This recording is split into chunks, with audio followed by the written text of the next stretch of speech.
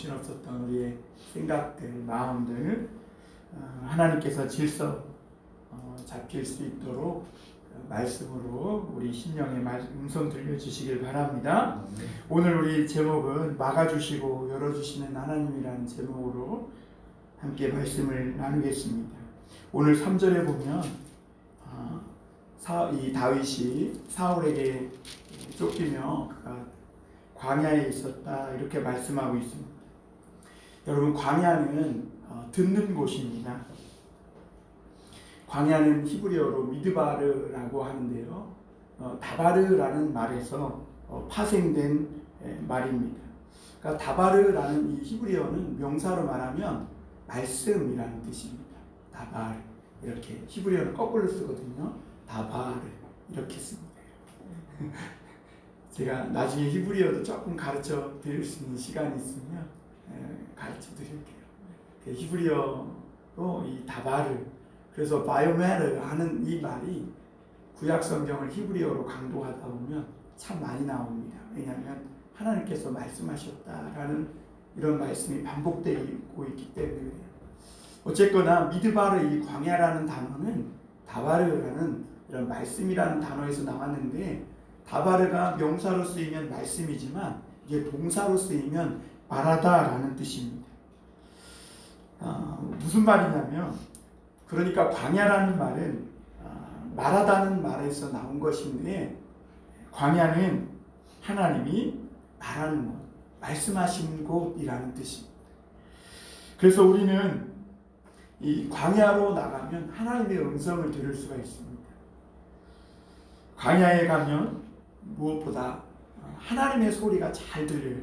시끄러운 세상에서 모든 소란스러웠던 소리가 가라앉고 광야에 가면 하나님의 음성이 크게 울려 퍼지는 그런 장소가 되는 것입니다. 그리고 무엇보다 이 하나님의 소리를 듣게 되면 우리 삶의 문이 열어지고 문제가 열어진다는 것입니다. 풀어진다는 거예요. 그래서 오늘도 하나님의 음성을 들어야 될 줄 믿습니다. 아멘. 우리가 광야 같은 인생 살면서 돈 많이 벌어도 안 되고 뭔가 열심히 하는 것 같지만 하나님이 말씀으로 지켜주지 않으면 파수꾼의 경성함이 허사로다 그랬거든요. 그러니까 하나님의 말씀을 듣는 것이 문제가 풀리고 살아나는 길입니다. 그리고 문제가 이 하나님의 음성을 들으면 우리 영혼이 자라게 되고 믿음, 소망, 사랑이 우리 속에서 움트고 싹트게 되는 줄 믿습니다. 하나님은 그래서 종종 하나님의 사람들이 광야로 부르십니다. 다윗이 왕의 기름을 부음을 받았지만 금방 왕이 될 것 같은데 사무엘상 초반기에 기름 부음을 받았던 다윗이 26장이잖아요. 그런데 26장까지 오는데도 아직도 어디에 있어요? 광야에 있어요. 그래서 하나님은 이 광야로 부르셔요. 실패라는 광야로, 실직이라는 광야로, 시련이라는 광야로 우리를 부르십니다. 왜 부르실까요? 말씀하고 싶으셔서 그래요. 말씀하고 싶어요. 왜 우리를 이 세상에서 쭉쭉 잘 나가고 성공하는 길, 그 길을 허락하시지 않고 때로는 누가 봐도 정말 실패한 것 같은 그런 광야의 자리로 우리를 부르시냐면 하나님이 저에게 또는 여러분에게 들려주실 말씀이 있기 때문에 그렇습니다. 그래서 이 제푸스완이라는 말은 이런 말을 했다 그래요. 아무것도 할 일이 없을 때가 있다. 아무데도 갈 곳이 없을 때가 있다. 사람으로 가득한 이 세상에서 얘기 나눌 사람 한 사람조차 없을 때가 있다. 이때가 바로 광야를 만난 때라는 것이죠. 사람이 내게서 다 떠나가고 누구도 반겨주지 않고 어디 가도 환영해 주지 않는 그런 때, 그때가 광야라는 것이고 또 그때가 바로 하나님의 소리를 들어야 할 때라는 것입니다. 그래서 여러분, 오늘 우리가 광야 같은 삶에 내가 서 있다면 하나님의 말씀을 듣기 위해서 많이 엎드리시길 바랍니다.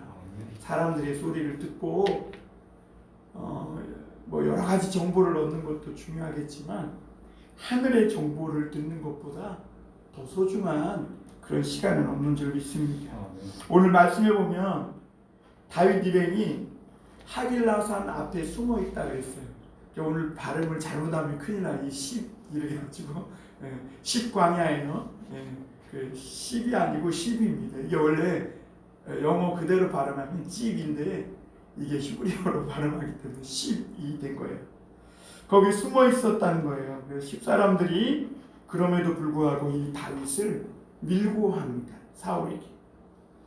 당시 이스라엘 백성들은요, 다윗이 기름 부음을 받고 왕이 될 것을 알고 있었어요. 심지어 23장에서도 보면 사울도 다윗을 죽이려고 쫓아다니는 이유가 뭐냐면 다윗이 왕이 될 것을 알고 있었기 때문에 그래야 그를 제거해야 자기의 가문에 이 왕의 자리를 이어갈 수 있다고 확신했기 때문에 그래요. 그런데도 이 10사람들은 사울의 왕권이 계속될 것을 착각하고 이 사울에게 다윗을 밀고 하는 것을 볼 수가 있습니다. 하나님을 믿는 사람들이라고 해서 다 하나님의 뜻을 깨닫는 것은 아니더라고요. 교회를 다녀도 어떤 사람들은 하나님의 뜻과는 무관하게 살아가는 사람들이 있어요. 우리가 하나님을 믿었으면 하나님의 말씀 가운데 그 말씀의 길 위에 서 있어야 하는데 여전히 세상의 길 위에서 방황하는 사람들이 있는 것입니다. 그래서 이 10사람들의 밀고를 받은 사울왕이 정예병 3,000명을 데리고 다윗을 또 쫓아갑니다. 우리 지난번에 분명히 다윗의 선대함을 통해서 사울이 내가 다시는 너를 죽이지 않겠다. 사울아 네가 나보다 다윗아 너가 나보다 옳다. 이러면서 눈물로 회개한 것 같은데 그러나 사울은 또 10사람들의 이 충동질을 받고 이 다윗을 죽이려고 합니다. 그러니까 사람은 쉽게 안 변합니다. 절대로 자기가 각오해서 내가 스스로 변하리라 천만의 말씀입니다. 똑같은 환경과 어떤 상황이 주어지면요 똑같이 행동하게 되어 있습니다. 신호 늘 지키지 않는 사람은요 상황이 되면 또 신호 안 지켜요. 특히 목사님들이 그래요. 목사님들이 사람을 의식해서 평소에는 성도들 의식해서 이렇게 하잖아요. 그런데 운전대만 붙여보면 목사님들이 날아다녀요. 그래서 목사님들이 평소에는 이렇게 사람 의식해서 조심히 행동하다가도 시간이 쫓기거나 그러면 이 운전을 통해서 성도들의 많은 지탄을 받고 있어요. 제가 아는 목사님도 평소에는 굉장히 온유하시고 그런 것 같은데 운전대만 잡으면 얼마나 과격해지는지 몰라요. 사람은 쉽게 안 바뀌어요. 누가 바꿔요? 하나님이 바꿔요. 하나님만 바꿀 수 있어요. 사울은 여전히 이 다윗에 대한 미움과 증오가 폭발한 채 막강한 군대 3,000명을 데리고 죽이려고 합니다. 이 사울의 군대 3,000명은 블레셋이 쳐들어올 때마다 그 블레셋을 막아냈던 정예병사들입니다. 영어로 A few good men이라고 해서 A few good men, 정예병입니다. 그 군대를 지휘하는 아브넬 또한 출중한 사람이에요. 군대 장관으로 정말 굉장한 사람입니다. 그러나 그런 사울의 죽음의 위험 속에서도 불구하고 여러분 한번 생각해 보세요. 3,000명이 쫓아다니면 어떻게 될 것 같아요? 심장마비로 먼저 죽을 것 같아요. 저는 와서 칼로 휘두르기 전에 3,000명이 쫓아다닌다? 심장이 멎어서 죽을 것 같아요. 그런데 하나님이 희한하게도 이 다윗이 죽지 않도록 하나님이 모든 죽음의 위협에서 막아주세요. 그리고 그 생명을 지키고 보호해 주시는 것을 보게 됩니다. 여러분 이스라엘 땅이 얼마나 좋은 줄 아세요? 강원도 땅만 합니다. 이스라엘 땅이요 강원도보다 조금 더 크다 그래요. 그런데 그런 땅에서 3,000명이 샅샅이 뒤지고 돌아다니는데 어떻게 살 수 있었겠어요? 이거는 하나님이 지켜주시지 않으면 어려운 거예요. 이 3,000명을 데리고 사울이 그렇게 죽으라고 쫓아다니지만 하나님이 사울의 눈을 가리고 귀를 가려버리니까 감각이 둔해져가지고 다 잡을 것 같았지만 거기에서 누워서 잠을 자거나 굴에 들어가서 굴욕을 당하는 일들을 만나게 되는 것이죠. 하나님을 떠난 사람의 비참한 실상이 바로 그런 모습이에요. 뭔가 대단히 성공하고 잘 나가는 것 같지만 감각이 둔해져서 어느 날 하루아침에 무너지는 거예요. 그래서 이상한 뇌물을 받고 또는 막 주가 조작하고 또 무슨 옵티머스라든지 라임이 이런 거에 막 연관돼 가지고 뭔가 잘 나가고 권력과 힘을 맞닿아서 뭔가 성공하는 것 같지만 결국에는 무너지는 것입니다. 모든 일은 하나님이 동행해 주냐 그렇지 않느냐 여기에 손패가 달린 것 같아요. 그러므로 여러분 우리가 다윗처럼 항상 하나님의 이 주권과 뜻을 존중하고 또 하나님과 동행하는 삶을 살 때 우리 삶도 하나님이 모든 죽음의 위협에서 막아주시고 생명을 지켜주시고 보호해주시는 줄 믿습니다. 여러분 우리가 오늘날 얼마나 복잡하고 위험한 세상에 살고 있어요. 이 봉담 길가만 나가도 얼마나 복잡한지 몰라요. 뭐 이렇게 공사를 오래 하는지 길이 여기로 바뀌었다 저기로 바뀌었다 그게 너무 복잡하고 그리고 우리가 알지 못하는 죽음의 위협들이 많아요. 요즘은 싱크홀도 있어서 어느새 땅이 꺼져가지고 그걸로 추락해 죽을지도 모르고 우리도 모르는 병균이 우리 속에 들어와서 죽게 될지도 모르고 또 건강하려고 맞았던 이 백신이 내 몸을 공격해서 나도 모르는 사이에 죽게 될지도 몰라요. 그러나 이런 복잡하고 위험한 세상에서 우리가 살고 있고 또 무엇보다 생존 경쟁을 치르다 보니까 우리 정신적으로 얼마나 피폐해집니까? 날마다 우리는 정신적으로도 죽어가는 것 같아요. 그런데 이 매일 매순간 하나님이 이런 모든 것들로부터 지켜주시고 울타리를 쳐주시고 막아주시고 있다는 것을 믿으시길 바랍니다. 나도 모르는 그 위험으로부터.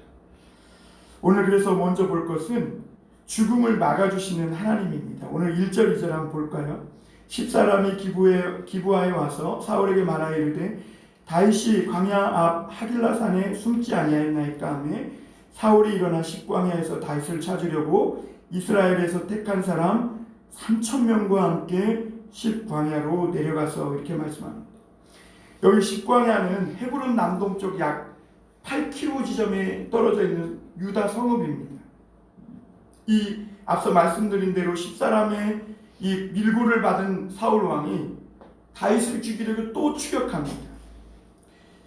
다윗은 군대는 600명이에요. 사울의 군대는 3,000명입니다. 5배나 더 많은 병력을 동원해서 이 다윗을 추격하게 된 것은 사울이 그런 사람이기 때문이에요. 사울은 시기와 질투에 그리고 미움과 증오에 폭발해서 다윗이 죽이지 않겠다고 맹세했지만 또 다윗을 추격하고 죽이려고 하고 있습니다. 사울과 다윗의 차이는요, 병력의 차이가 아니에요. 다윗이 600명이라고 해서 사울과 맞서 싸울 수 없다고 해서 도망친 것이 아니죠. 오늘 다윗의 따르는 그 군대도 용기가 대단했습니다. 사울이 그 진영에 들어가서 그 진영 사이에 모든 사람이 자고 있을 때 침투해서 다윗과 아비새가 사울의 창과 물병을 가져오지 않습니까? 그만큼 용맹스러웠고 다윗이 사울의 진영에 가자 그럴 때 내가 가겠다고 따르는 그런 아비새와 같은 출중한 그런 군대 장관이 있었음을 보게 됩니다. 그럼에도 불구하고 사울과 다윗의 차이는 병력의 차이가 아니라 신앙의 차이고 믿음의 차이고 삶의 자세의 차이였던 것을 보게 됩니다. 하나님께서 사울의 3,000 군사들이 다윗을 찾아 죽이려야 했지만 하나님이 그들의 눈을 막아주세요. 그리고 감각을 둔하게 하세요. 그래서 사울과 그의 군사들이 다 그냥 엎어져 자게 만든 거예요. 그럴만도 하죠. 블레셋이 쳐들어왔다고 해서 다윗을 잡다가 막 블레셋을 싸우고 또 다윗을 죽이러 왔으면 얼마나 그 삶이 피곤하고 지치고 힘들겠어요. 그 하나님께서 이 다윗을 죽음의 위험으로부터 막아주시는 것이죠.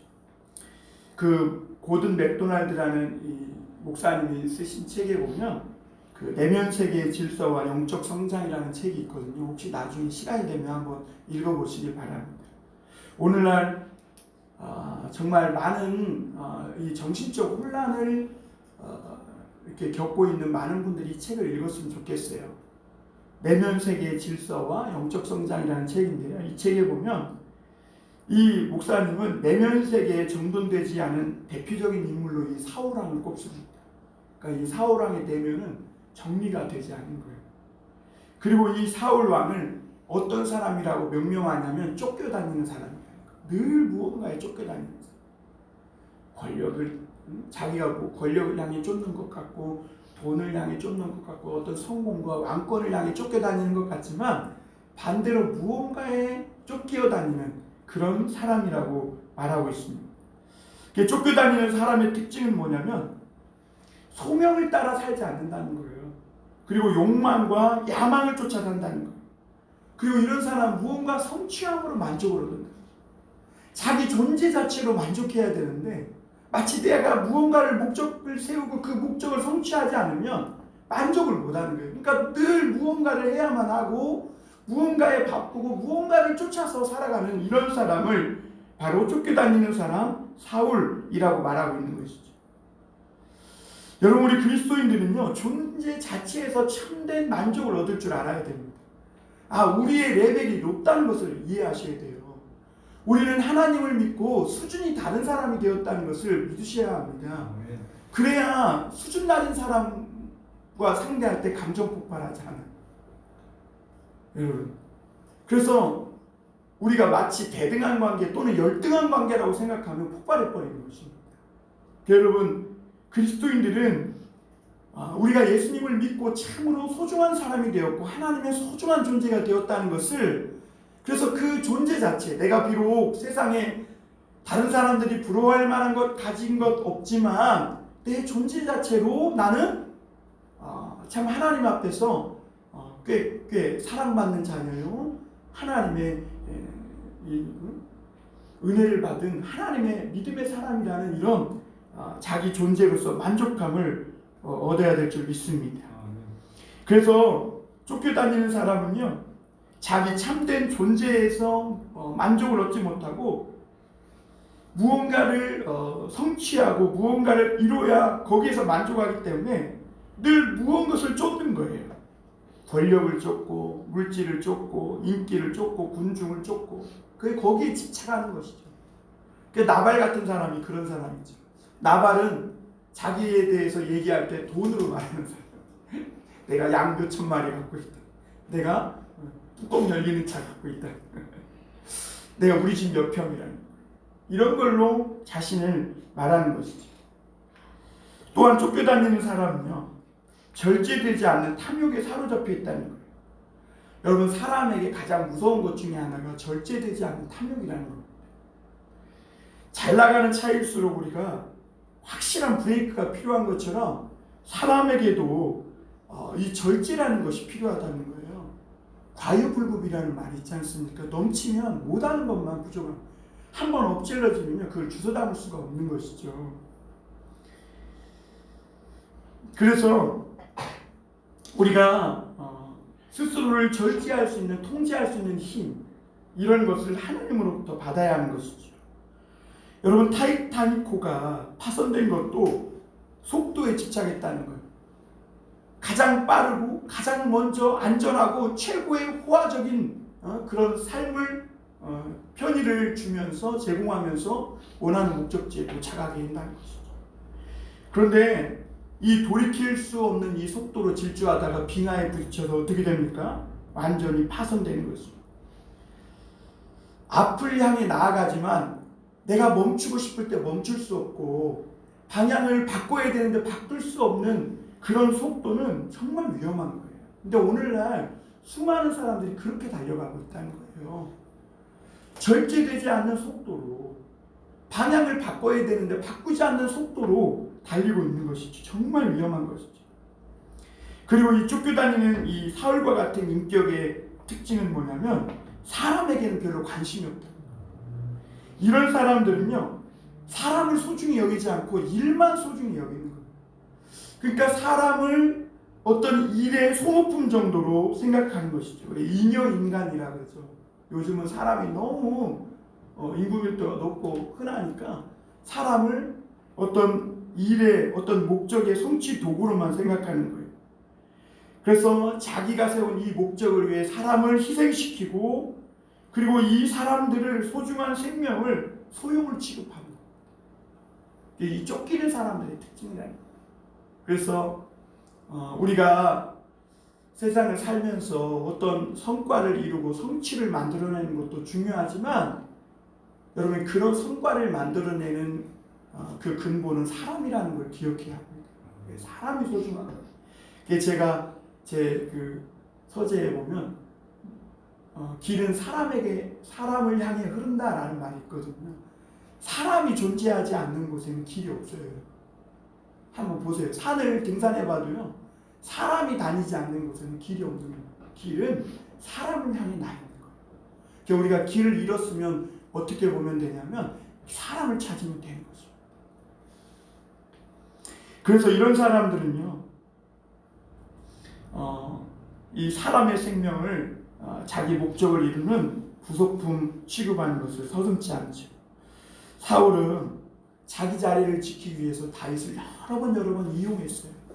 블레셋과의 전투에 그 죽음의 자리에 내몰기도 했고 자기의 왕권을 지키기 위해 다윗에게 여러 번 창도 던지고 자기의 나라를 굳건하게 하기 위해 다윗을 여러 번 이용하고 그리고는 그를 토사구팽한 것입니다.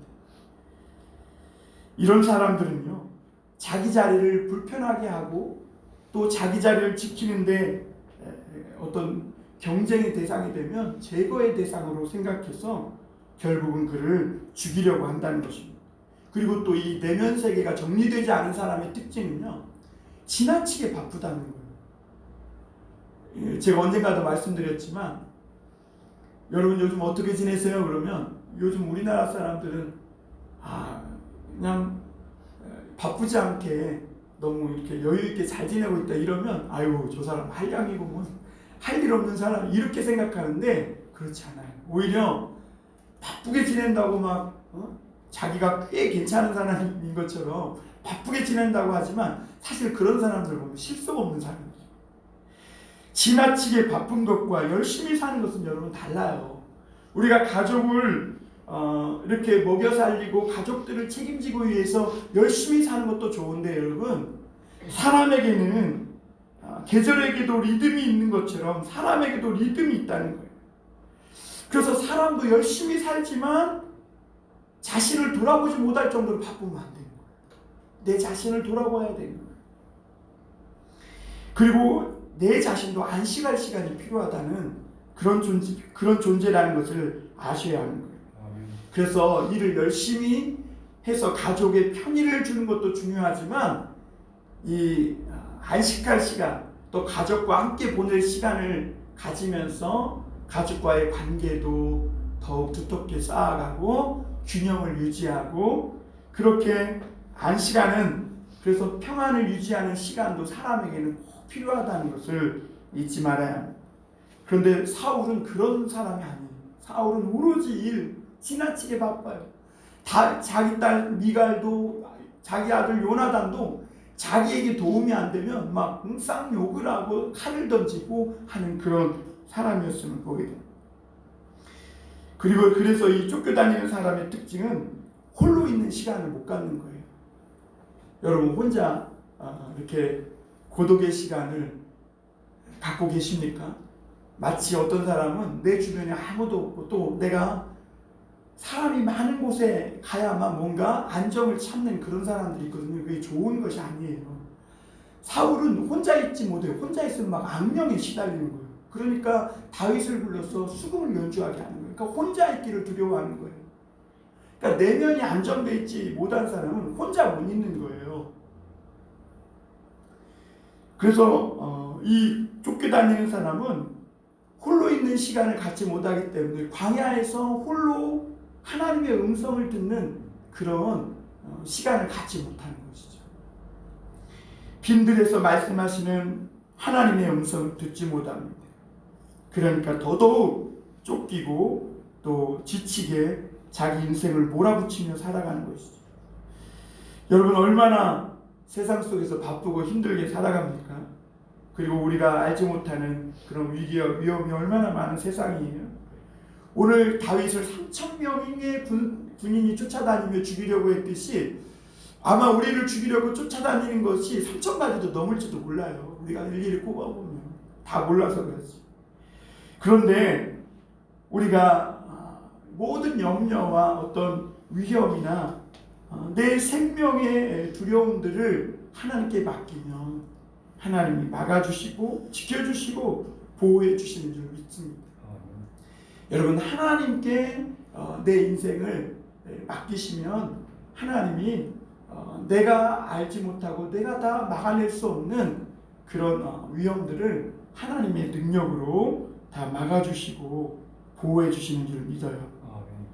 하나님께서 다윗과 같이 모든 위험과 원수들을 막아주시고 저와 여러분들의 생명을 지켜주시기를, 그래서 미래가 불투명하지만 하나님께 우리의 미래까지 다 맡기실 수 있기를 주님의 이름으로 축원합니다.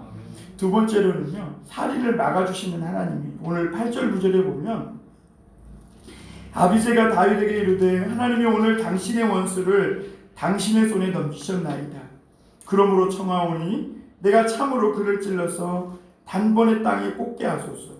내가 그를 두 번 찌를 것이 없으리이다 하고 하니 다윗이 아비새에게 이르되 죽이지 말라.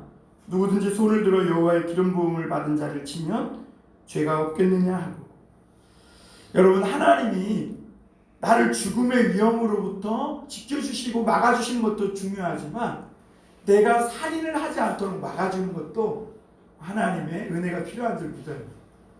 목사님 내가 무슨 사람을 죽여요. 여러분 이 신약 성경의 예수님은 다른 사람을 미워만 해도 그를 살인한 것입니다. 그러니까 오늘날 수많은 사람들이 마음에 막 하루에도 수백 명씩 죽이고 살잖아요.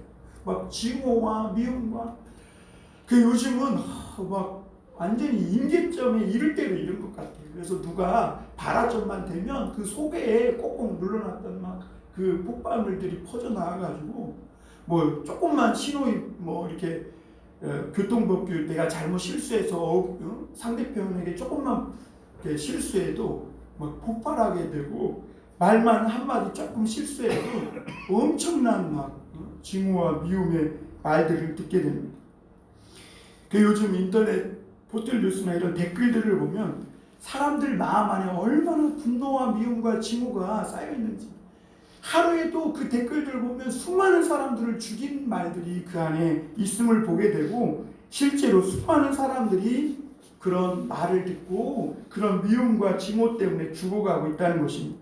여러분 우리가 내가 죽음의 위험으로부터 하나님이 지켜주시는 것도 중요하지만 내가 다른 사람을 미워하고 증오해서 마음속으로 살인하는 자가 되지 않는 것도, 그런 부분도 하나님의 은혜가 필요한 줄 믿습니다.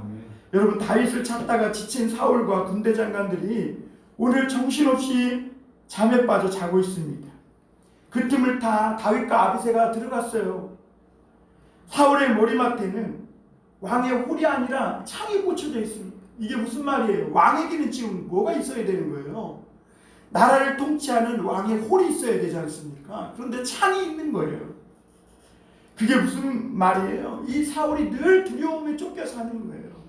이 사람은 나라를 이 권위의 홀, 어떤 존경과 선망, 신망의 홀이 아니라 창과 칼로 다스리고 있는 것이죠. 그러니 그 사울의 나라가 얼마나 폭정과 억압에 시달렸겠어요. 그런데 이 사울과 그의 모든 사람들이 자고 있을 때 아비새가 이걸 보고 지난번에 우리가 말씀에서 본 것처럼 똑같이 말을 합니다. 다윗이요, 이게 하나님이 주신 기회라는 거예요. 두 번 찌를 것도 없다는 거예요. 이 무방비로 자고 있는 이 사울을 단번에 칼로 찔러 죽이자는 것입니다. 여러분 한 번은 그냥 하나님 말씀에 순종해서 이렇게 죽이면 안 돼, 그리고 옷자락을 베고 넘어갔다고 칩시다. 근데 두 번째 또 그랬어. 그럼 진짜 하나님의 뜻인가? 이럴 수 있잖아요. 그러지 않습니까? 그런데 여러분, 지난번에도 말씀드렸지만 다윗은요, 상황으로 하나님의 뜻을 분별하지 않았다. 하나님의 말씀으로 상황을 해석해냈어요. 이것이 중요합니다, 여러분. 사람을 볼 때도 마찬가지. 오늘날 교회가 잘못 행하고 있는 것 중에 하나가 뭐냐면, 마치 세상에서 성공하고 잘 나가고 돈 많고 뭐 이런 사람은 마치 하나님께도 복을 받고 마치 하나님께 막 특별한 은총을 받은 사람처럼 얘기하고, 병들고 가난하고 힘들면 지질이 하나님의 축복도 못 받고 마치 하나님의 뜻대로 안 산 사람처럼 이렇게 말하는 듯한 뉘앙스가 있는, 이게 굉장히 잘못된 거거든요. 이게 바리새인들이 가지던 세계관입니다. 그런데 여러분, 오늘날 교회는 그런 생각을 버려야 돼요. 상황이 말해주는 게 아니에요. 세상에는 전도서에 보니까 하나님의 뜻을 잘 분별하고 의인으로 살아도 정말 원치 않게 고난과 어려움을 당하다가 죽는 일이 있고, 악하고 정말 나쁘게 살아도 잘 먹고 잘 살고 장수하는 사람도 있더라는 것이지. 그러니까 하나님의 뜻을 분별할 때는 항상 말씀으로 해석해요. 사람의 인생도 마찬가지예요. 어떤 사람이 정말 험악한 인생을 살았어도요, 지금 예수님을 믿고 그가 변화됐다면 그 사람은 하나님의 손에서 아름답게 그 인생을 해석해 줄 줄 알아야 돼요. 아유, 그따위로 살았으니까 그렇지, 이러면 안 된다. 그래, 네가 여기까지 하나님의 손에 붙들리려고 참 힘들게 인생을 살았구나. 그래도 포기하지 않고 이렇게 네가 살아있으니까, 당신이 살아있으니까 하나님께서 당신을 이렇게 구원해 주셨다. 이러면서 하나님의 사랑과 위로와 격려를 받도록 하나님의 말씀으로 그 사람을 해석해야지, 그 사람이 살아온 험악한 인생으로 사람의 인생을 해석하면 다윗이 인생이야말로 그야말로 지금 그는 진짜 못된 놈이고 하나님의 뜻을 분별 못하며 사는 망아지 같은 인생이 되는 거죠.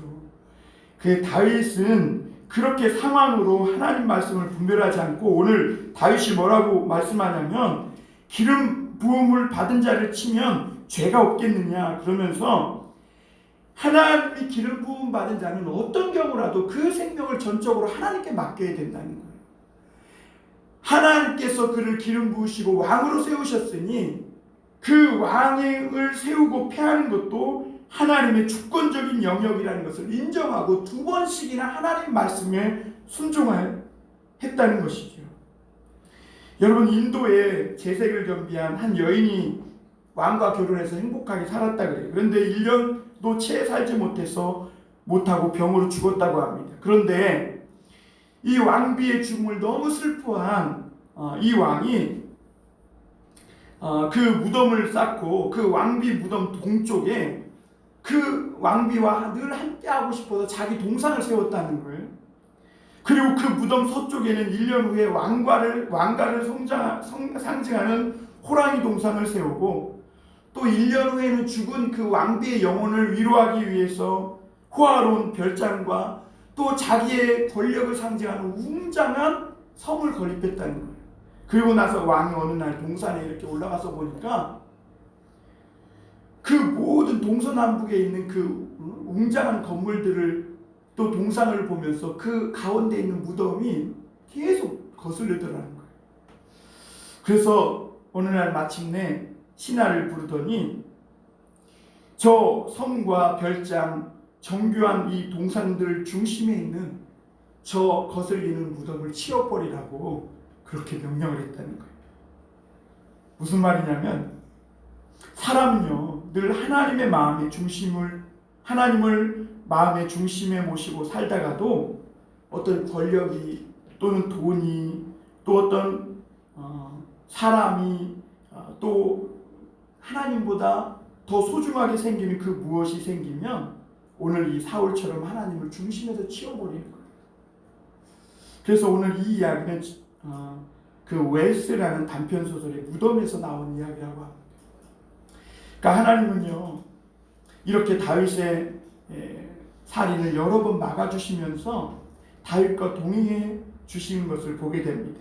사울은 하나님을 중심에서 치워버린 뒤에 이 살인의 영에 쓰인 채 살아갔지만 다윗은 사울을 죽일 수 있는 여러 번의 기회에도 그를 미워하거나 증오하지 않았음을 보게 됩니다. 만약 이 다윗이 아비새의 말을 듣고 이 왕을 죽였다면, 왕이 된다 해도 다윗은 누군가의 칼에 의해 반드시 반역으로 죽게 될 것입니다. 살인하지 말라는 이 하나님의 계명은 결국엔 내가 사는 길이고 내가 축복받는 길이에요. 누군가를 미워하지 말고 용서하라. 누군가를 증오하지 말고 사랑하라고, 원수 갚는 것을 하나님께 맡기라는 이 말씀은 결국에는 상대도 축복하지만 내 자신이 축복받고 생명을 이어가는 길이라는 것을 여러분 믿으시길 바랍니다. 여러분, 누군가를 미워하는 사람은요 반드시 미움을 받아요. 누군가를 욕하잖아요, 반드시 욕을 먹습니다. 판단하지 말라 그랬어요. 그 판단하는 그 헤아림으로 내가 판단을 받을 것이다, 이렇게 말했어요. 살인하면 반드시 죽임을 당합니다. 다윗이 사울을 죽였다면 누군가가 다윗을 반드시 죽일 거예요. 왜냐하면 사람은 본대로 행하기 때문에 그래요. 여러분, 우리가 짧은 세상을 살아가면서 감정이나 내 눈앞의 작은 이익 때문에 이웃을 미워하거나 나와 가까이 있는 사람을 미워하고 증오하는 이런 살인을 저지르지 않고 하나님의 축복의 사람, 용서의 사람이 될 수 있기를 주님의 이름으로 축원합니다. 다윗처럼 하나님께 맡기고 용서하며 내가 기름 부음 받은 자를 치면 죄가 없겠느냐, 그런 마음으로 하나님의 축복된 삶을 사시길 바랍니다. 마지막으로 한 가지 더 말씀드릴 것은, 오늘 이런 다윗의 길을 왕의 길로 열어주시는 하나님의 모습을 보게 됩니다. 우리 11절 12절 한번 보겠습니다. 내가 손을 들어 여호와의 기름을 부음을 받은 자를 치는 것을 여호와께서 금하시나니 너는 그의 머리 곁에 있는 창과 물병만 가지고 가자 하고, 다윗이 사울의 머리 곁에서 창과 물병을 가지고 떠나가되 아무도 보거나 눈치채지 못하고 깨어있는 사람도 없었으니 이는 여호와께서 그들을 깊이 잠들게 하셨으므로 그들이 다 잠들어 있었기 때문이었더라, 이렇게 말합니다. 여러분, 성경은 진정한 복수라는 것은요 모든 선악간의 판단을 하나님께 맡기는 것이라고 말합니다. 무방비 상태에 있던 사울을 단번에 처치하자는 이 아비새와 아니다, 하나님의 기름 부음 받은 자를 치는 건 죄다라고 말하는 이 다윗 사이에는 신앙의 깊이와 차원이 다른 것을 느껴요. 그렇죠?